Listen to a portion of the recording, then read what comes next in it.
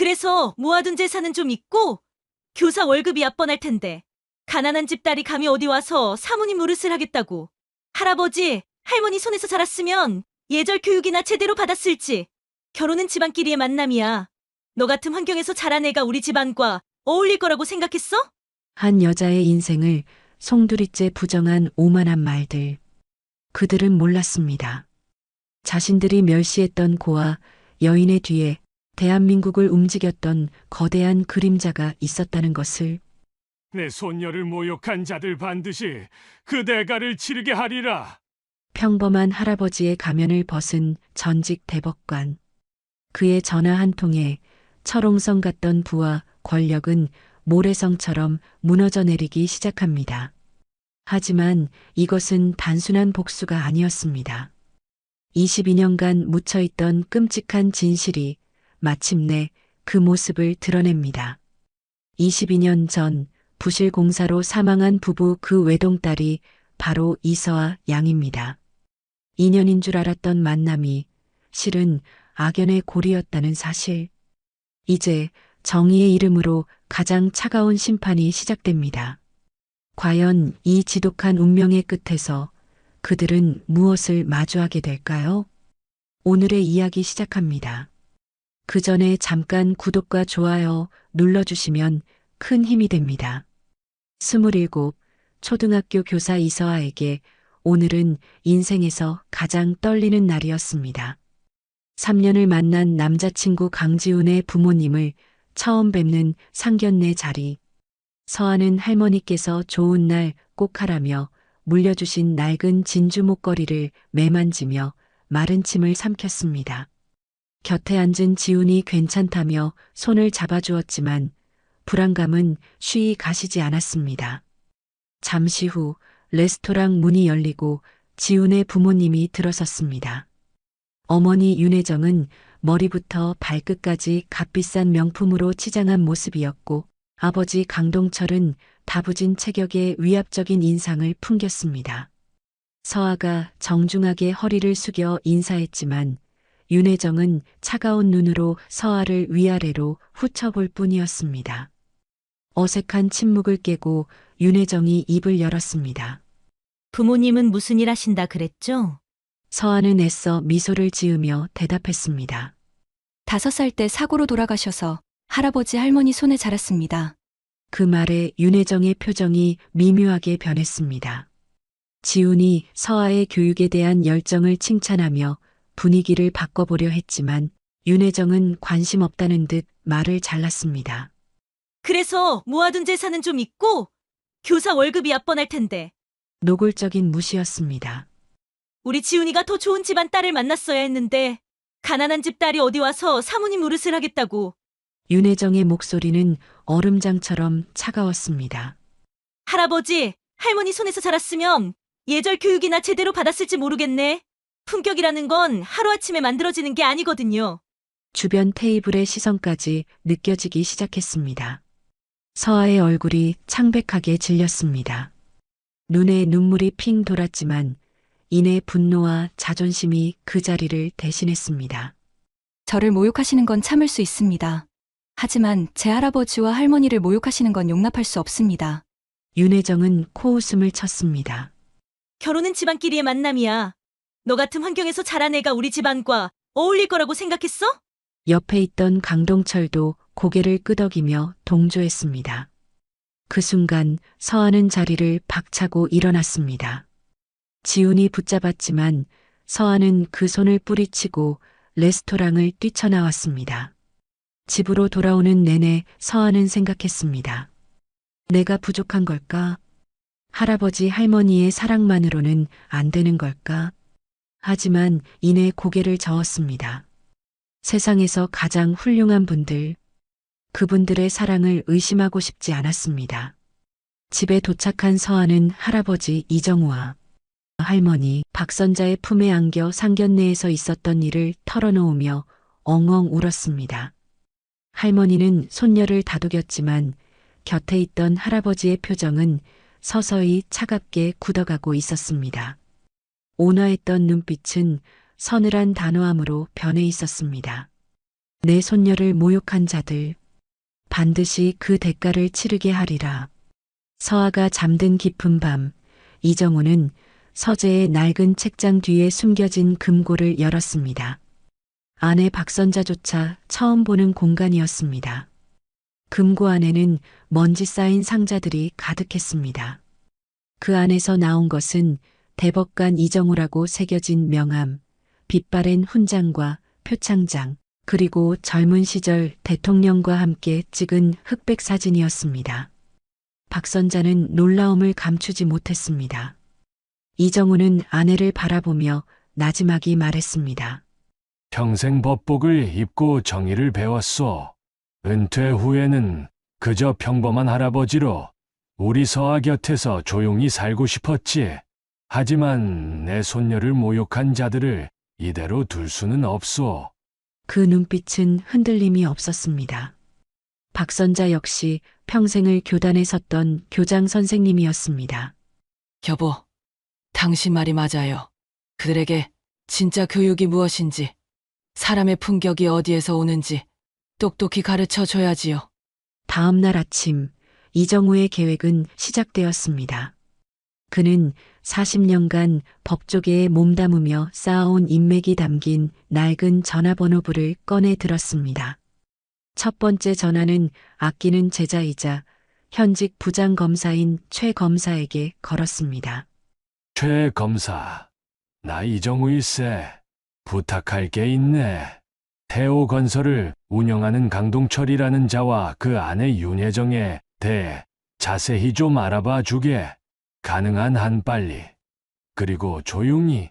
두 번째 전화는 금융권의 오랜 후배에게 향했습니다. 태호 건설의 대출 현황을 합법적인 선에서 알아봐 주게. 최근 자금 흐름이 어떤지 궁금하군. 후배는 곧바로 답을 보내왔습니다. 최근 50억 원에 달하는 큰 대출을 받았으며 사업 상황이 썩 좋아 보이지 않는다는 보고였습니다. 이정우의 입가에 서늘한 미소가 스쳤습니다. 마지막 전화는 언론계의 지인이자 유력 일간지의 편집국장에게 걸었습니다.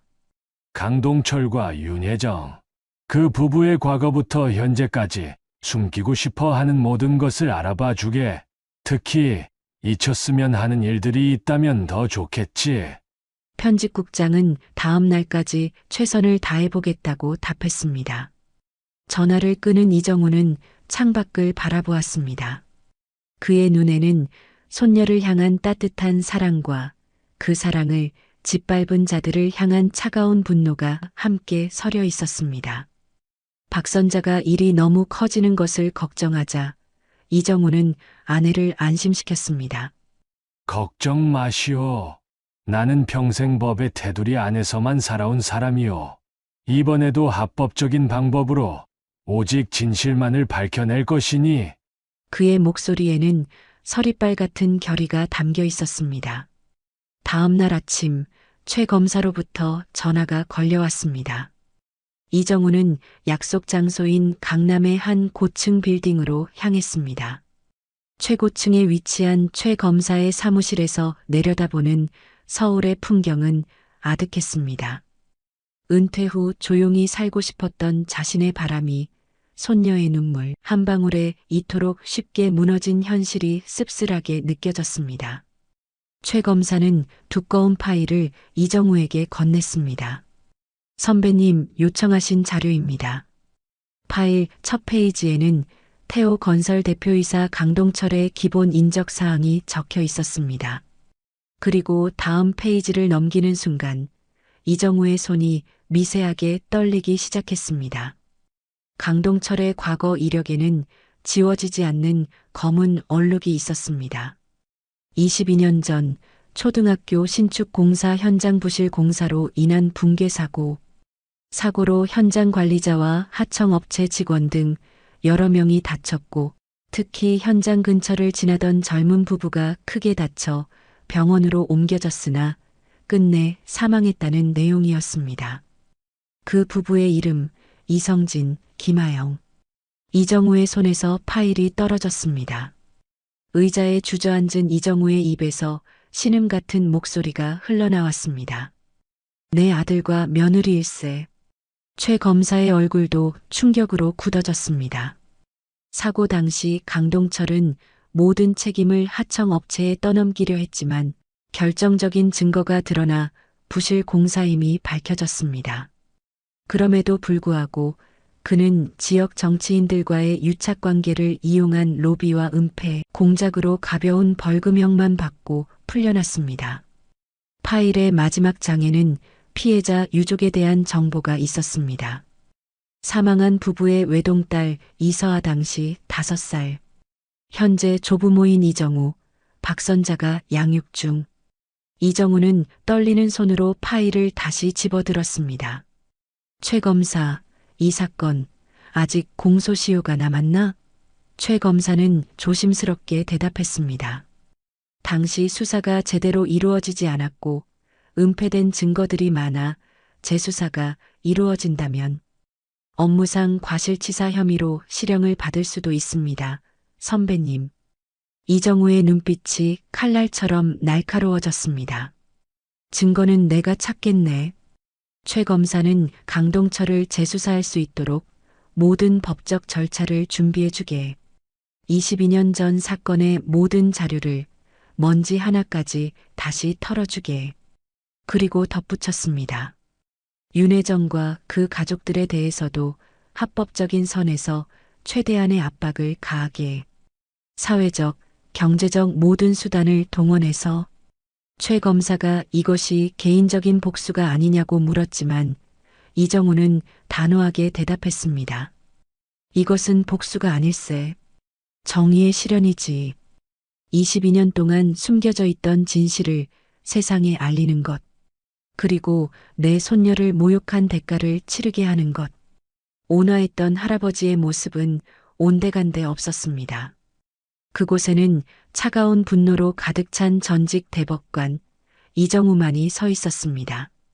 최 검사의 사무실을 나온 이정우는 곧바로 언론계 지인인 편집국장에게 전화를 걸었습니다. 22년 전 강동철이 일으킨 부실 공사사고. 그 사건을 아주 자세히 파헤쳐주게. 당시 수사가 어떻게 종결되었는지, 그 과정에 어떤 외압이 있었는지 전부. 그리고 윤혜정이라는 여자의 현재 사교 활동에 대해서도 알아봐주게. 때가 되면 모든 것을 언론에 터뜨릴 것이니 지금은 조용히 자료 수집만 해두게. 집으로 돌아온 이정우는 서아에게 전화를 걸었습니다. 서아야, 할아비가 며칠 좀 바쁠 것 같구나. 오랜 친구들을 만날 일이 생겨서. 서아는 할아버지의 목소리에서 평소와 다른 결연함을 느꼈지만 대수롭지 않게 넘겼습니다. 그날 밤부터 이정우의 본격적인 계획이 시작되었습니다.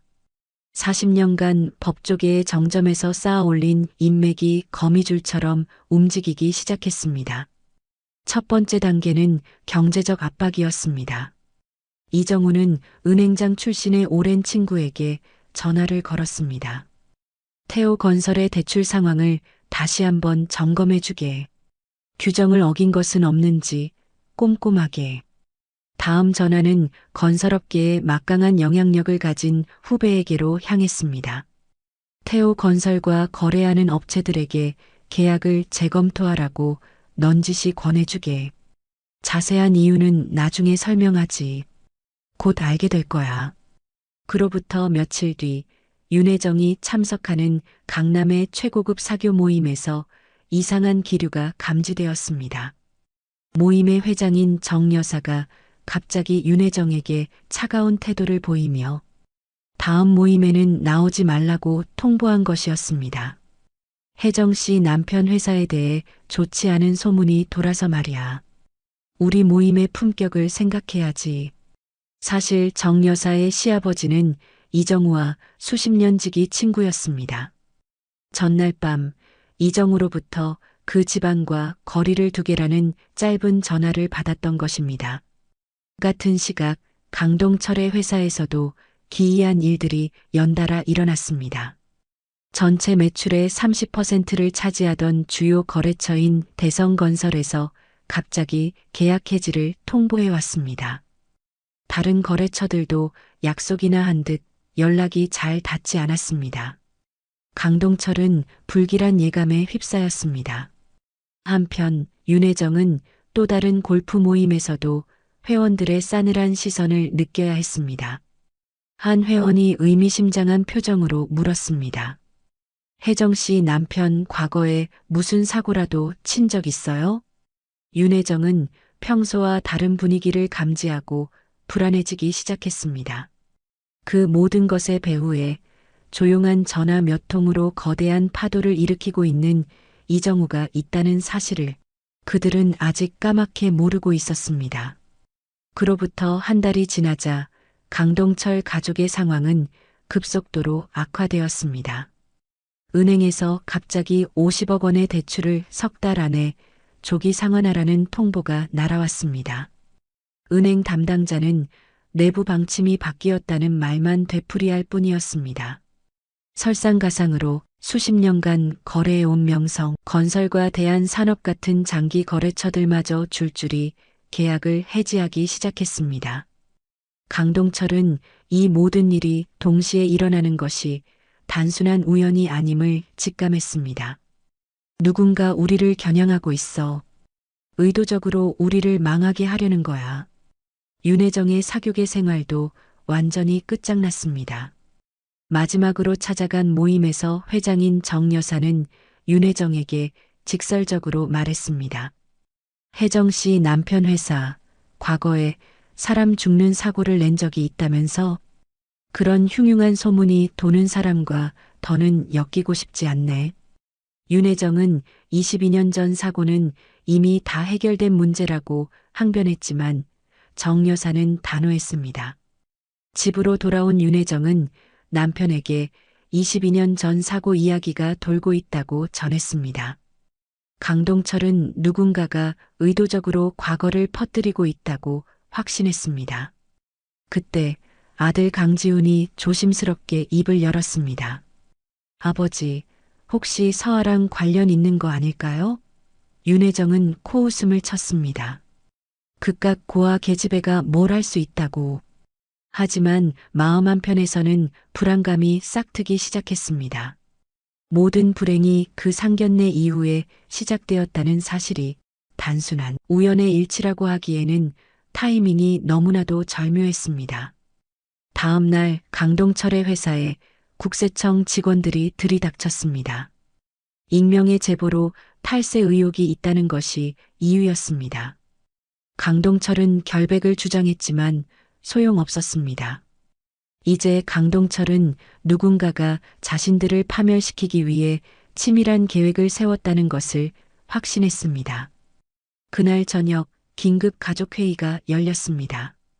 강지훈이 다시 한번 서아와의 관련성을 제기하자 강동철은 그제야 심각하게 받아들이기 시작했습니다. 그의 할아버지가 어떤 사람인지 당장 알아봐.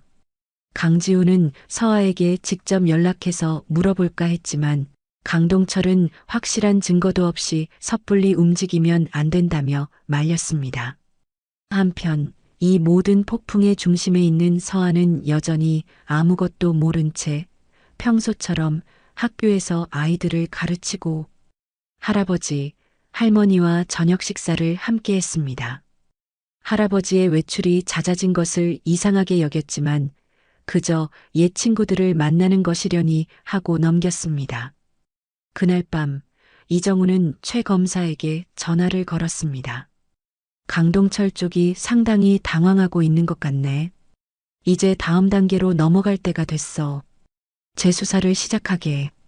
전화를 끄는 이정우는 창밖의 어둠을 바라보며 나지막이 을조렸습니다. 이제 정말 마지막 단계만 남았군. 결정적인 날의 아침이 밝았습니다. 강동철의 집 초인종이 울렸고 문을 열자 검찰 수사관들이 들이닥쳤습니다.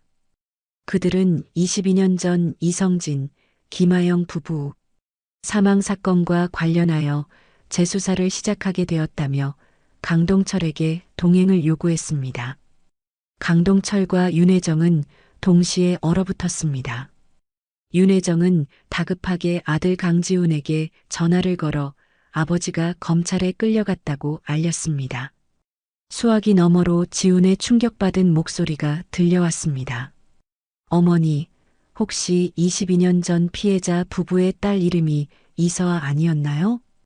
그 순간 윤혜정은 숨을 쉴 수가 없었습니다. 검찰청 조사실. 강동철은 담당 검사로부터 충격적인 사실을 듣게 되었습니다.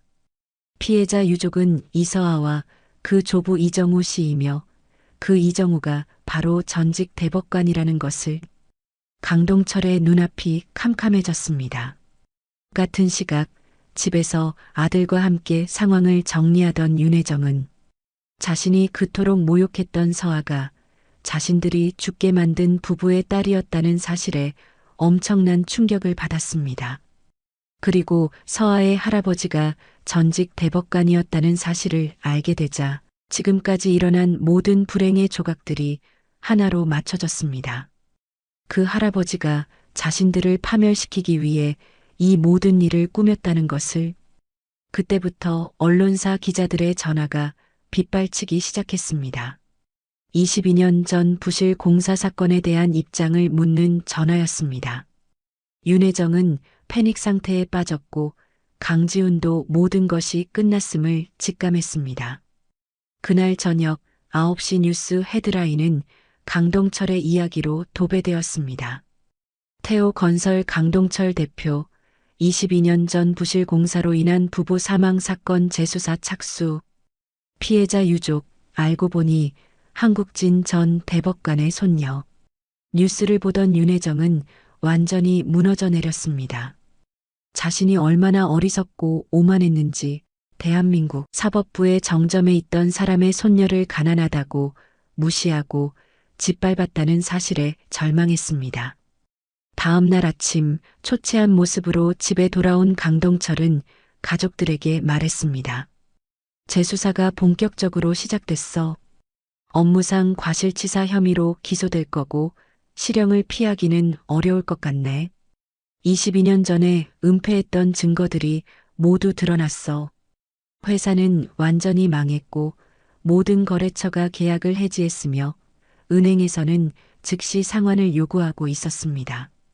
윤혜정은 모든 빚을 갚으려면 이 집까지 팔아야 할 것이라고 덧붙였습니다. 강동철은 떨리는 목소리로 말했습니다. 피해자 유족에게 22년 늦었지만 사죄해야지. 그리고 법정에서 모든 것을 인정하고 죗값을 받겠네. 윤혜정도 눈물을 흘리며 고개를 끄덕였습니다. 나도 서아에게 사과해야 해요. 내가 얼마나 끔찍한 잘못을 저질렀는지 이제야 알았어요. 강지훈의 마음은 복잡했습니다. 사랑했던 서아와의 관계가 이제 어떻게 될지 감히 상상조차 할 수 없었습니다. 강동철은 그런 아들에게 말했습니다. 너는 우리와 다른 길을 가야 한다. 이 모든 일에서 벗어나 새로운 삶을 살아라. 그날 밤 윤혜정은 서아에게 몇 번이나 전화를 걸 생각을 했지만 차마 통화 버튼을 누를 용기가 나지 않았습니다. 결국 떨리는 손으로 사죄의 문자를 보냈습니다. 서아 양, 나 윤혜정입니다. 정말 미안합니다. 한 번만 만나서 사죄할 기회를 주시겠어요? 문자를 받은 서아는 할아버지에게 달려갔습니다. 할아버지, 이게 다 무슨 일이에요? 이정우는 잠시 망설이다가 이제 모든 것을 말해줄 때가 된 것 같다고 생각했습니다.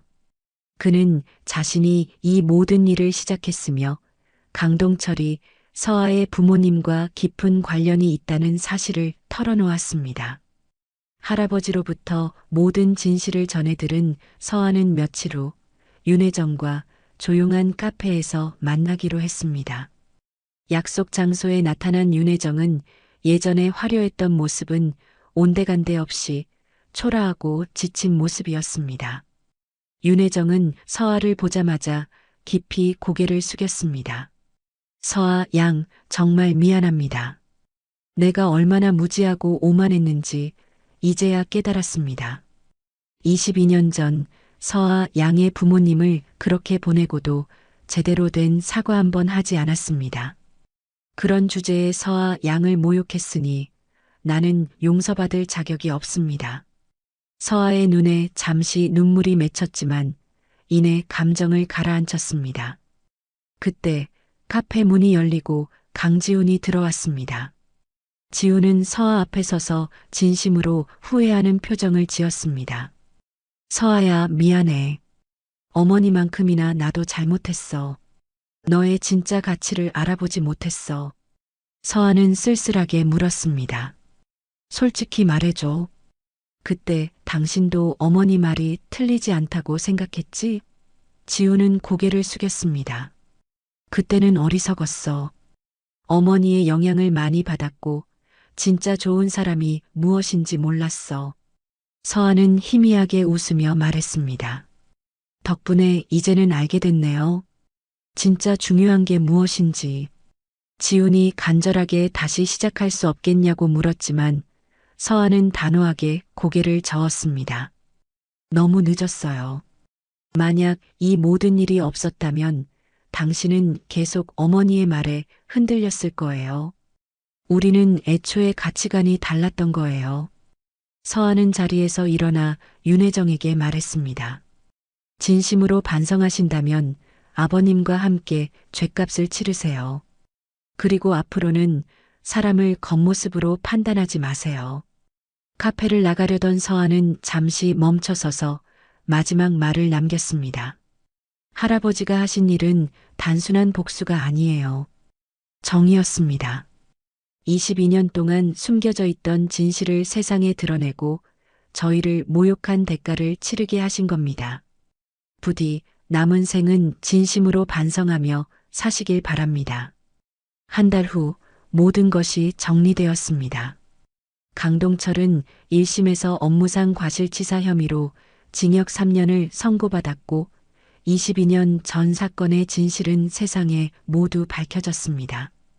윤혜정 역시 사건 은닉에 가담한 혐의로 벌금형을 받았습니다. 태호건설은 완전히 파산했고 강동철 가족은 모든 재산을 잃었습니다. 강남의 큰 집도 경매에 넘어갔습니다. 윤혜정은 작은 원룸으로 이사하고 값비싼 옷들을 처분했지만 마음은 예전보다 편안해졌습니다. 비로소 자신이 얼마나 헛된 허영에 빠져 살았는지 깨달았기 때문입니다. 강지훈은 회사를 그만두고 지방으로 내려가 어머니의 잘못을 되풀이하지 않겠다 다짐하며 새로운 삶을 시작했습니다. 시간은 흘러 서하는 반 학생이 갑자기 열이 심해 급히 찾아간 학교 근처 소아과에서 의사 김진우를 만났습니다. 아이를 걱정하며 안절부절 못하는 서아의 진심 어린 모습과 아이를 따뜻하게 진료하는 진우의 모습은 서로에게 깊은 인상을 남겼습니다. 진우는 서아의 집안이나 배경에는 관심이 없었고 오직 서아라는 사람 그 자체를 좋아해 주었습니다. 서아 역시 진우의 따뜻하고 진실한 마음에 끌렸습니다. 1년 뒤 서아와 진우의 결혼식이 열렸습니다. 결혼식은 화려하지 않았지만 따뜻한 온기로 가득했습니다. 주례는 할아버지 이정우가 직접 맡았습니다. 참된 사랑은 조건이나 배경이 아닌 마음으로 하는 것입니다. 진정한 품격은 부나 지위가 아닌 타인을 존중하고 배려하는 마음에서 나옵니다. 할아버지의 주례사는 두 사람뿐만 아니라 하객들의 마음에도 깊은 울림을 남겼습니다. 한편 윤혜정은 작은 원룸에서 과거 알고 지내던 지인을 통해 우연히 서아의 결혼 소식을 접했습니다. 복잡한 마음이었지만 진심으로 서아의 행복을 빌어주었습니다. 요즘 윤혜정은 지역 봉사센터에서 어려운 이웃을 도우며 올바른 가치가 무엇인지 몸으로 배워가고 있었습니다. 강지훈도 지방에서 소식을 듣고 서아에게 축하 문자를 보냈습니다. 서로에 대한 미움은 이제 남아있지 않았습니다. 5년이 지난 어느 날 이정우는 손녀 서아에게 말했습니다. 서아야, 돈이나 재산이 아닌 사람을 보는 눈, 진짜 좋은 사람과 그렇지 않은 사람을 구별하는 지혜, 그리고 정의가 무엇인지 아는 마음. 그것이 내가 너에게 줄 수 있는 가장 큰 유산이다. 서아는 할아버지의 유산을 잘 간직하고 자신의 아이에게도 물려주겠다고 약속했습니다. 이정우는 만족스러운 미소를 지었습니다. 사람의 진짜 가치는 태어난 환경이나 가진 재산이 아니라 다른 사람을 어떻게 대하느냐에 있다는 것. 그리고 참된 사랑은 조건 없이 마음으로 하는 것이라는 진리를 그의 가족은 대를 이어 지켜나갈 것이었습니다.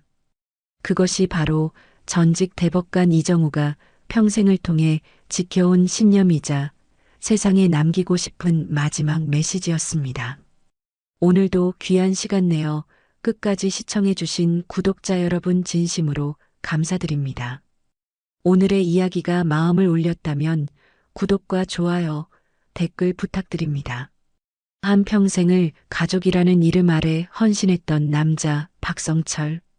그는 젊은 시절 새벽 시장의 혹독한 추위와 밤늦은 공장 일을 마다하지 않았습니다. 가족을 위해 모든 것을 기꺼이 희생하며 자식들의 웃음이 곧 자신의 삶이라 믿어왔습니다. 그러나 아들이 마련해준 새로운 보금자리는 그에게 편안한 안식처가 아니었습니다. 며느리 은정의 얼굴에는 점차 차가운 의무감만이 남았고 아들 성호의 무관심은 그의 존재를 투명하게 만들었습니다. 숨소리조차 조심해야 하는 낯선 공간에서 그는 조금씩 잊혀가는 존재가 되어갔습니다. 냉장고에 붙은 사용 금지 메모 아들 성호의 무관심한 표정. 내가 그렇게까지 잘못한 거니? 그까지 떡 하나 먹은 게 그렇게 큰일이야? 아버님, 여기 아버님 집 아니잖아요. 그냥 꺼지세요. 한순간의 모욕은 평생을 바친 그의 삶을 송두리째 무너뜨렸습니다. 하지만 그는 주저앉지 않았습니다. 대신 마지막 남은 품격으로 조용한 반란을 시작했습니다. 그가 선택한 것은 바로 전 재산을 정리하고 아들 부부에게 단돈 1,500원만을 남기는 것이었습니다. 모든 것을 희생했지만 결국 1,500원짜리 떡 한 조각으로 평가받은 자신의 삶에 대한 통렬한 기록이었습니다. 과연 아버지는 왜 하필 그 금액을 남겼을까요? 그리고 이 이야기가 끝난 뒤 아들 부부에게 남겨진 것은 무엇이었을까요? 오늘의 이야기 시작합니다. 그 전에 잠깐 구독과 좋아요 눌러주시면 큰 힘이 됩니다. 1956년 경상북도 상주의 작고 한적한 시골 마을에서 7남매 중 5째로 태어난 박성철은 늘 배고픔과 싸워야 했습니다. 쌀밥은 설이나 추석 같은 명절에나 겨우 맛볼 수 있는 귀한 것이었고 평소 끼니는 보리밥에 된장찌개가 전부인 고단한 삶이었죠. 아버지는 틈틈이 막노동을 다니며 소를 키우고 농사를 지었고 어머니는 이른 새벽부터 채소를 팔고 남의 집 김치를 담가주며 살림을 꾸려나갔습니다. 20살이 되던 해 박성철은 단 한 번도 얼굴 본 적 없는 김영숙 씨와 혼인을 올렸습니다. 그렇게 시작된 결혼 생활은 서울 강서구의 낡은 연립주택에서 조용하고 빠듯하게 이어졌습니다.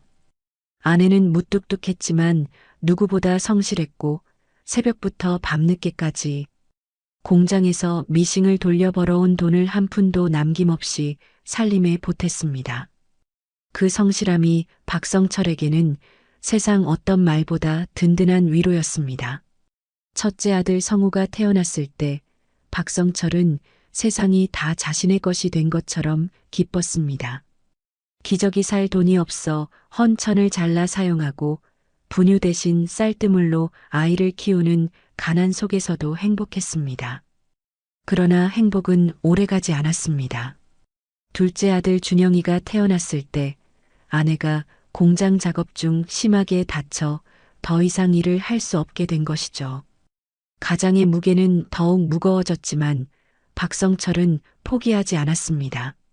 공장 경비, 식당 설거지, 신문 배달 등 닥치는 대로 일하며 가족의 생계를 책임졌습니다. 막내딸 정아는 계획에 없던 아이였지만 박성철에게는 세상에서 가장 귀하고 사랑스러운 존재였습니다. 딸이 있다는 사실만으로도 큰 힘을 얻었고 고된 하루를 버티는 이유가 되었습니다. 아이들이 중학생이 되던 해 박성철은 출근길 교통사고로 아내를 잃었습니다. 그날 이후 박성철은 아이들 앞에서 한 번도 눈물을 보이지 않았습니다. 스스로 무너지면 안 된다고 다짐하며 엄마이자 아빠가 되어 아이들을 훌륭하게 키워내겠다고 굳게 마음먹었습니다. 새벽 4시부터 신문을 돌리고 낮에는 식당에서 일했으며 밤에는 봉투 접기 부업을 하는 등 쉴 틈 없이 일했습니다. 바쁜 와중에도 아이들의 도시락만큼은 꼭 손수 싸서 보냈고 한겨울에도 낡은 외투 한 벌 사입지 않고 아이들 코트를 위해 헌 옷을 수선했습니다. 성우가 고등학교에 올라가 수학 과외를 부탁했을 때 박성철은 돈이 없다는 말이 차마 입 밖으로 나오지 않았습니다.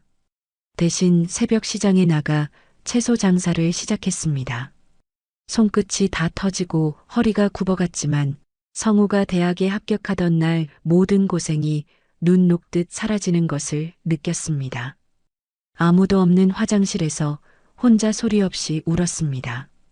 그렇게 세 자녀 모두 대학을 졸업하고 취직했을 때 박성철은 이제야 비로소 자신의 인생을 살아봐도 되겠다고 생각했습니다. 하지만 그것은 박성철의 큰 착각이었다는 것을 이윽고 깨닫게 됩니다. 허리 디스크 수술을 받은 박성철은 혼자 상주에 있는 것이 점차 힘겨워졌습니다. 시골집의 가파른 계단을 오르내리거나 무거운 장바구니를 들고 병원을 가는 일이 버거워졌기 때문입니다. 그때 큰아들 성우가 서울로 올라와 함께 살자는 제안을 했습니다. 아버지 혼자 계시면 위험하니까 저희 집으로 오세요. 라는 성우의 말은 박성철에게 자신이 아직 누군가에게 필요한 존재처럼 느껴져 큰 위로가 되었습니다. 자식들을 위해 평생을 희생했고 그 자식이 이제 자신을 챙겨준다는 믿음으로 박성철은 평생 살아온 상주의 집 문을 굳게 닫고 서울로 올라왔습니다. 서울에 있는 아들 내외의 집은 조용하고 깔끔했습니다. 박성철은 방 하나를 따로 배정받았고 며느리 은정도 처음에는 미역국을 끓여주는 등 따뜻하게 박성철을 챙겨주는 듯 했습니다. 박성철은 그런 며느리에게 고마움을 느꼈습니다. 그러나 그 평화는 오래가지 않았습니다. 며칠이 지나자 며느리 은정의 표정에서는 의무감만이 느껴졌고 말수가 눈에 띄게 줄었습니다. 식사 준비도 손주 민준의 반찬을 중심으로 바뀌기 시작했습니다. 아침 식탁에 오르던 반찬은 3가지에서 2가지로 줄었고 어느 날은 김 하나에 밥 한 그릇이 전부였습니다. 박성철은 그저 아무 말도 하지 않고 묵묵히 밥을 먹으며 스스로를 달랬습니다. 어느 날 냉장고 문을 열었다가 민준이 간식, 남편 도시락용 사용 금지라고 쓰인 메모를 발견했습니다. 박성철은 순간 자신이 이 집에서 함부로 무언가를 손대서는 안 되는 존재라는 것을 깨달았습니다. 그날 이후 박성철은 떡, 두유, 삶은 달걀 등을 사와 조용히 방에 넣어두고 몰래 혼자 먹기 시작했습니다. 전자레인지 하나를 돌리는 것도 눈치를 봐야 했고 과일을 깎아 먹을 때도 소리가 나지 않게 조심했습니다. 며느리 은정은 여전히 예의를 지켰지만 그 예의가 박성철을 더욱 외롭게 만들었습니다. 정중하고 절제된 말투 속에는 따뜻함이 없었고 깊은 거리감이 느껴졌습니다. 며칠 후 며느리 은정은 생활비를 조금 도와줄 수 있는지 조심스럽게 물어왔습니다. 아들이 대출과 교육비 때문에 빠듯하다는 말을 전해 듣고 박성철은 당연히 도와줄 생각이었지만 며느리의 말투에서 자신을 다른 경제 주체로 대하는 뉘앙스를 느꼈습니다. 며느리가 한 달에 50만 원 정도가 필요하다고 하자 박성철은 선뜻 60만 원을 보내겠다고 했습니다.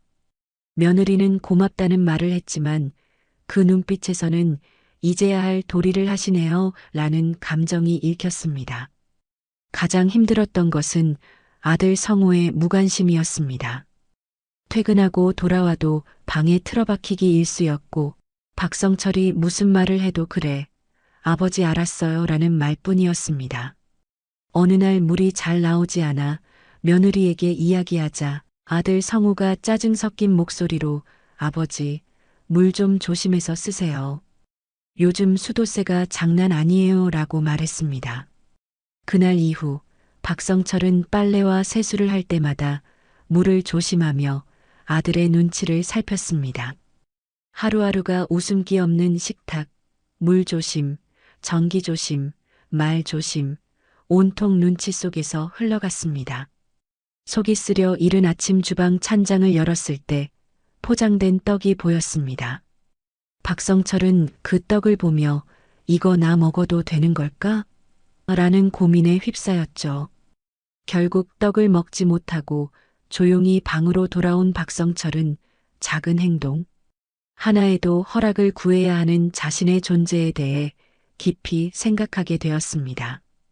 그날 이후 박성철은 냉장고 문을 아예 열지 않았습니다. 수도꼭지를 틀 때도 물소리가 크게 날까봐 조심했고 화장실 불은 2번씩 확인하고 껐습니다. 거실에서 인기척만 들려도 몸을 멈춰 움직이지 않았습니다. 며느리 은정은 여전히 예의 바른 말투를 썼지만 그 말투에는 온기가 없었습니다. 형식적인 존중 그 이상도 이하도 아닌 깊은 거리감만이 느껴졌습니다. 아들 성우는 퇴근하고 돌아와도 왔어라는 한마디뿐 박성철과 눈도 잘 마주치려 하지 않았습니다. 늦은 오후 박성철이 혼자 거실에 앉아 어릴 적 성우의 사진을 보고 있을 때였습니다. 며느리 은정이 그 모습을 보더니 말없이 방으로 들어갔습니다. 그날 저녁 아들 성우가 박성철의 방으로 들어와 말했습니다. 아버지, 은정이 요즘 예민해요. 사진 같은 건 혼자 보시는 게 나을 것 같아요. 아들은 그 한마디를 남기고 다시 방으로 돌아갔습니다. 박성철은 사진 한 장 보는 것조차 조심해야 하는 현실에 이불을 뒤집어 쓰고 소리 없이 울었습니다. 손주 민준이도 예전 같지 않았습니다.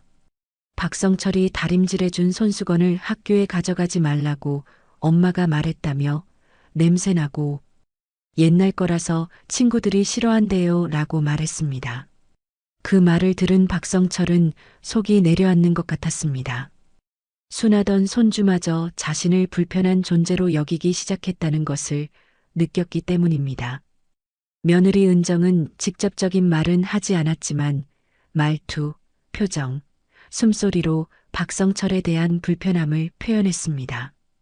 방에서 몰래 라디오를 듣고 있는데 며느리가 문을 두드리며 민준이 숙제에 집중이 안 된다며 이어폰을 사용해달라고 부탁했습니다. 박성철은 그날 이후 라디오를 듣지 않고 시계 바늘 소리만 들리는 방 안에 혼자 앉아 있었습니다. 모두가 각자의 일상 속에서 살아가는데 박성철만 홀로 존재하는 듯 존재하지 않는 사람이 된 기분이었습니다. 그러나 박성철은 다들 힘들어서 그런 거야. 내가 조금만 더 조심하면 되지라며 스스로를 다독였습니다. 그러던 어느 날 새벽 방문 앞에 놓인 쪽지 한 장을 발견했습니다. 아버지, 내일 민준이 친구들 놀러 옵니다. 거실 사용은 삼가주시면 감사하겠습니다. 정중한 메모였지만 그 속에는 당신은 이 집에서 안 보였으면 좋겠습니다. 라는 뜻이 분명하게 담겨 있었습니다. 박성철은 문고리를 잡은 채 꼼짝도 할 수 없었습니다. 며칠 전 조용히 지나갔던 생일날 며느리가 조각 케이크를 사오며 생일을 챙겨주었을 때 잠시나마 따뜻함을 느꼈습니다. 하지만 아들 성우가 아버지, 요즘 힘드시죠? 근데 은정이도 애 키우느라 예민하니까 조금만 더 이해해 주세요. 라고 말했을 때 박성철은 왜 이해하고 조심해야 하는 쪽은 늘 나일까? 나는 여기서 웃음이 아니라 눈치를 배우고 있다 라는 생각이 머릿속을 맴돌았습니다. 그렇게 며칠은 평온하게 흘러가는 듯 했습니다. 하지만 박성철은 우연히 며느리 은정의 통화 내용을 듣게 됩니다.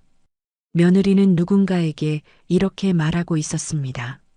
시아버님이 냉장고 막 열고 간식 꺼내 먹고 그러시니까 스트레스가 이만저만 아니야.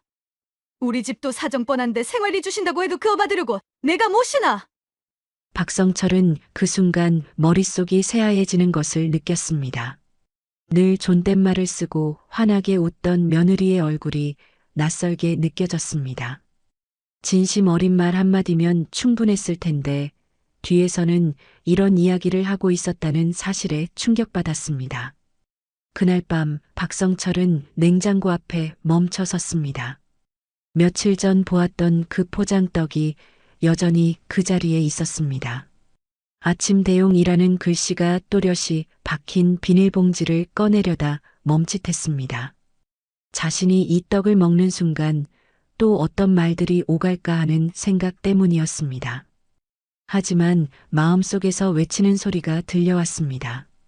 내가 이 집에서 내 손으로 먹을 수 있는 게 이 떡 하나뿐이라는 게 말이 되나? 박성철은 이 집에서 자신을 다시 사람으로 보게 만들려면 더는 참으면 안 되겠다는 돌이킬 수 없는 결심을 하기 시작했습니다. 겉으로는 평온했지만 박성철의 마음속에서는 조용한 전쟁이 시작되고 있었습니다. 박성철은 서울로 올라온 뒤 2달 넘는 시간 동안 집안일을 도우며 눈에 띄지 않게 움직였습니다. 매일 아침 며느리 은정보다 먼저 일어나 주방과 거실을 청소했고 욕실 바닥도 조용히 닦았습니다. 세탁기가 돌아가면 빨래를 먼저 걷어 개어 장롱에 넣어두곤 했습니다. 누가 시키지도 않았지만 가족이니까 할 수 있는 일이 그것뿐이라고 생각했기 때문입니다. 손주 민준이가 학교를 마치는 시간에 맞춰 간식을 챙겼고 방과 후에는 가끔 책을 읽어주며 시간을 보냈습니다. 처음에는 며느리 은정도 별말 하지 않았지만 어느 날부터인가 박성철의 손길이 닿은 물건에 며느리의 시선이 곧장 꽂히기 시작했습니다. 며느리는 아버님, 이건 제가 하려던 건데요. 그건 민준이 습관 때문에 일부러 그렇게 해둔 거예요. 아버님 마음은 알겠지만 저희 방식이 있으니까요. 라고 말했습니다. 그 말들 하나하나가 박성철을 천천히 위축시켰고 어느새 박성철은 이 집에서 아무것도 하지 않는 존재가 되었습니다. 말없이 청소를 멈췄고 손주를 돌보는 일도 멀리했습니다. 가장 견디기 힘들었던 것은 침묵이었습니다. 말은 하지 않지만 그들끼리만 오가는 대화, 건조한 눈빛, 박성철이 말을 걸면 금세 끝이 나버리는 대화들이 이어졌습니다. 며느리 은정의 말투는 정중했지만 그 정중함이 사람을 더욱 지치게 만들었습니다. 며칠이 흘러 허리가 아프고 속이 쓰렸던 박성철은 따뜻한 무언가를 먹고 싶다는 생각이 간절했습니다. 조심스럽게 냉장고를 열었을 때 비닐에 포장된 조각 떡이 보였습니다. 그 위에는 아침 대용이라는 스티커가 붙어 있었죠. 주방은 조용했고 식구들은 아직 방에 있었습니다. 하나쯤 먹어도 괜찮겠지. 아무도 안 보는데 이게 무슨 큰일이라고. 박성철은 천천히 떡에 손을 뻗었습니다. 조심스럽게 봉지를 꺼내드는 순간 부엌 바닥 타일의 차가운 기운이 발끝으로 스며들었습니다. 그 찰나 현관 쪽에서 인기척이 들리자 박성철은 화들짝 놀라 떡 봉지를 다시 냉장고 안에 넣고 문을 닫았습니다. 심장이 터질 듯 두근거렸고 아무도 없는데도 누군가에게 들킬까봐 죄인처럼 떡을 숨겼습니다. 작은 조각 떡 하나가 이토록 부담스러운 존재가 되었다는 사실이 박성철은 너무나 서글펐습니다. 더 이상 참을 수 없다는 감정이 속에서 끌어올랐습니다. 떡을 먹는 행동이 어떤 파문을 불러올지 알 수 없었지만 박성철은 이미 돌아올 수 없는 선을 넘어가고 있었습니다. 다음 날 아침 속이 메스꺼워 밥보다 간단한 것을 먹고 싶었던 박성철은 식탁 위에 놓인 어제 봤던 떡 봉지를 발견했습니다. 누구보다 조심스럽게 떡 한 조각을 집어들며 생각했습니다. 하나만 먹자. 민준이 간식이겠지만 아이가 이걸 다 먹지도 못할 거야. 속이 허한데 어쩌겠어. 조용히 방으로 들어와 물을 따라 떡을 막 베어 무는 순간 방문이 거칠게 열렸습니다.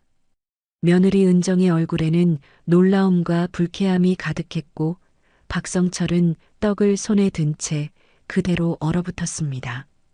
박성철이 떨리는 목소리로 속이 좀 안 좋아서 하나만 먹었어. 라고 말했습니다. 며느리는 어이없다는 듯 코웃음을 치며 말했습니다. 아버님, 이 떡 민준이 간식이에요. 누가 드셔도 된다고 했어요? 여기 아버님 집 아니잖아요. 박성철은 아무 말도 할 수 없었습니다. 잠시 후 떨리는 목소리로 반문했습니다. 내가 그렇게까지 잘못한 거니? 그까지 떡 하나 먹은 게 그렇게 큰일이야? 며느리 은정은 눈을 부라리며 목소리를 높였습니다. 이게 뭐 하나만의 문제가 아니에요. 솔직히 저 너무 불편해요. 살림해 놓은 것도 다 흐트러지고 민준이도 스트레스 받고 있고. 정말 이렇게까지 하셔야 돼요. 박성철은 억울한 마음이 올라왔지만 조용히 말했습니다. 그래도 내가 너희 밥 해주고 민준이도 돌봐주고 집안일 빠짐없이 도왔잖니? 그런 나한테 지금 이게 할 말이니? 며느리 은정은 고개를 돌리더니 결국 가장 끔찍한 말을 내뱉었습니다. 그럼 그냥 지금이라도 나가주세요. 여기 아버님 집 아니에요. 박성철은 천천히 자리에서 일어섰습니다. 나가라고? 내가 너희 봐주고 밥까지 해줬는데 이제 와서 나가란 소리야? 며느리는 고개를 획 돌리더니 결국 그래요, 그냥 꺼지세요. 라고 말했습니다. 박성철은 말문이 막혀 숨이 턱 막혔습니다. 그 말은 차마 사람이 할 수 있는 말이 아니었습니다. 며느리 은정의 모욕적인 말을 들은 그날 밤 박성철은 조용히 짐을 쌌습니다. 문득 평생을 보냈던 상주의 집이 떠올랐지만 몸이 예전 같지 않아 혼자 지내기엔 무리라는 것을 잘 알고 있었습니다.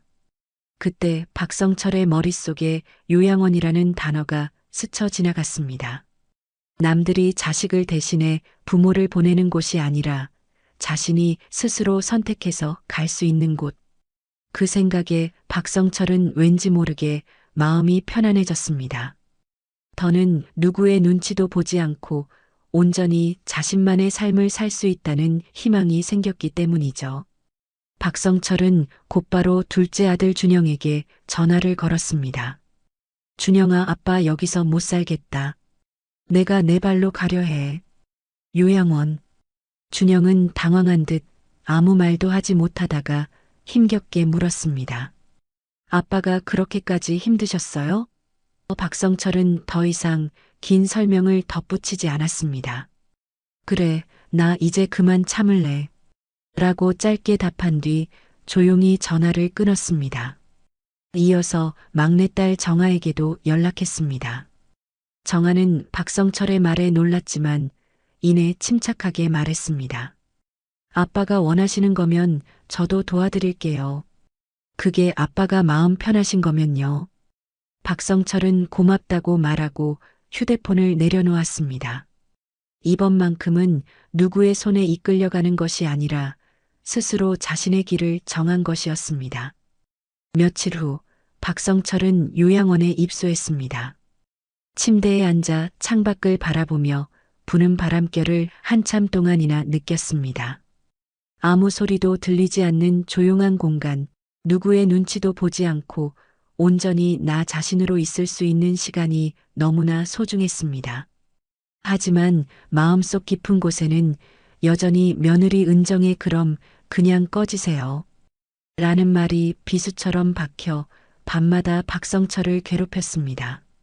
그러나 박성철은 이대로 무너지지 않기로 결심했습니다. 자신을 향한 무례함과 경시를 이대로 내버려 두고 사라지지 않겠다고 말이죠. 박성철은 며칠 뒤 조용히 상주로 내려가 아내와 함께 살았던 집을 정리했습니다. 홀로 앨범을 펼쳐 아이들의 어릴 적 사진을 보며 환하게 웃는 얼굴들을 오래도록 바라봤습니다. 그때만 해도 아이들이 자신을 이렇게 만들 줄은 꿈에도 몰랐다고 생각했습니다. 서울로 다시 올라온 박성철은 요양원 근처의 법률사무소를 찾아갔습니다. 변호사에게 유언장을 작성하고 싶다고 말했습니다. 변호사가 자녀 3명에게 상속을 균등하게 할 것인지 묻자 박성철은 고개를 저으며 둘째 아들 준영과 막내딸 정아에게 전부 넘기고 싶다고 말했습니다. 큰아들 성호에게는 한 푼도 남기고 싶지 않다고 했다가 이내 아니네요. 1,500원 남기겠습니다. 라고 정정했습니다. 변호사가 그 의미를 묻자 박성철은 잔잔한 미소를 지으며 말했습니다. 그날 내가 허락 없이 먹었다는 떡값입니다. 내가 먹은 거니까 내가 갚아야죠. 그 대신 받은 모욕은 평생 못 잊을 겁니다. 변호사는 말없이 박성철의 말을 메모했습니다. 며칠 후 박성철은 둘째 아들 준영과 막내딸 정아를 요양원으로 불렀습니다. 걱정 가득한 얼굴로 달려온 아이들에게 박성철은 담담하게 유언장 내용을 들려주었습니다. 너희 둘한테 아빠가 가진 거 전부 줄 거다. 큰 돈은 아니어도 그래도 내 인생이 담긴 자산이야. 정아는 박성철의 말을 듣고 고개를 저으며 말했습니다. 아빠, 그건 중요하지 않아요. 아빠가 평안하신 게 저희에게 가장 소중해요. 박성철은 잠시 뜸을 들이더니 이내 말을 이었습니다. 성우한테는 내가 먹은 떡값만 줄 거야. 정확히 1,500원. 영수증도 첨부할 거다. 준영은 그 말에 씁쓸하게 웃으며 말했습니다. 아빠 진짜 대단하시네요. 그렇게 하세요. 형은 아마 꿈에도 몰랐을 거예요. 박성철은 복수라는 것이 항상 소란스러운 것이 아니라 조용하고 단단하게 자신을 지키기 위한 방식으로 되갚을 수 있다고 생각했습니다. 그 1,500원은 아들 부부에게 평생을 따라다닐 부끄러움의 상징이 될 것이라고 다짐했습니다. 며칠 뒤 아들 성호 부부에게 등기우편이 도착했습니다. 정아에게 전해 들은 바로는 서류를 뜯는 순간 그들의 얼굴이 굳었다고 합니다. 서류에는 큰아들 성호에게 남기는 유산 5,000원 중 떡값 1,500원, 나머지는 손자 민준이 간식으로 써주세요. 기타 자산 일체는 준영과 정아에게 상속함이라고 적혀 있었습니다. 봉투 안에는 밀가루 떡 3줄 4,500원, 그중 하나를 먹었으니 정확히 1,500원이라는 떡 영수증 복사본까지 들어 있었습니다. 이것은 그 어떤 판결보다 정확하고 어떤 말보다 조용한 박성철의 최후의 한마디였습니다. 며칠 뒤 성호에게서 전화가 왔습니다. 아버지, 이게 뭐야? 진심이야? 박성철은 조용히 답했습니다. 진심이지. 너희는 나를 딱 그만큼 생각했잖니? 그 떡 하나, 그게 너희에게 내 존재의 무게였어. 성호는 한참 동안 말을 잇지 못했습니다. 뒤이어 들려온 며느리 은정의 목소리는 전보다 훨씬 가라앉아 있었습니다. 아버님, 우리가 그날 너무 예민했어요. 사실 저도 그 이후에 많이 반성했는데 박성철은 더 이상 대화를 이어가고 싶지 않았습니다. 이미 늦었다는 생각이 그의 마음을 가득 채웠습니다. 내 마음의 문은 이미 닫혔구나. 그들은 그 후로 다시 연락하지 않았습니다. 박성철은 요양원에서의 삶을 시작했습니다. 이곳은 조용하고 따뜻한 곳이었습니다. 둘째 아들 준영은 주말마다 손주를 데리고 찾아왔고 막내딸 정아는 짬짬이 영상 통화도 해주었습니다. 이따금 식사 시간에 떡이 나올 때면 자신도 모르게 웃음이 났습니다. 이 작은 떡 한 조각이 자신의 삶의 마지막을 바꾸었다는 것을 누가 알았을까 하는 생각 때문이었습니다. 박성철은 후회하지 않았습니다. 그날 떡 한 조각은 자신이 먹었지만 자신의 존엄만큼은 끝내 지켜냈다고 생각했습니다. 그 값을 치른 것은 자신이었지만 진짜 대가를 치를 사람들은 지금도 무표정한 거울 앞에서 스스로의 얼굴을 마주하고 있을 것이라고 말했습니다. 요양원에 온 지 몇 달이 지났고 이젠 아침 햇살에 눈을 뜨고 천천히 창밖을 바라보는 시간이 하루의 시작이 되었습니다. 이따금 허리가 아프고 식욕이 없을 때도 있었지만 적어도 마음만큼은 평온했습니다. 무릎에 얹힌 담요 위로 막내딸 정아가 보내준 손편지가 놓여 있었습니다. 아빠, 요즘 많이 웃고 계세요? 주말에 김치 가져갈게요. 아빠가 좋아하시던 총각김치요. 그 편지의 내용에 박성철은 따뜻한 온기를 느꼈습니다.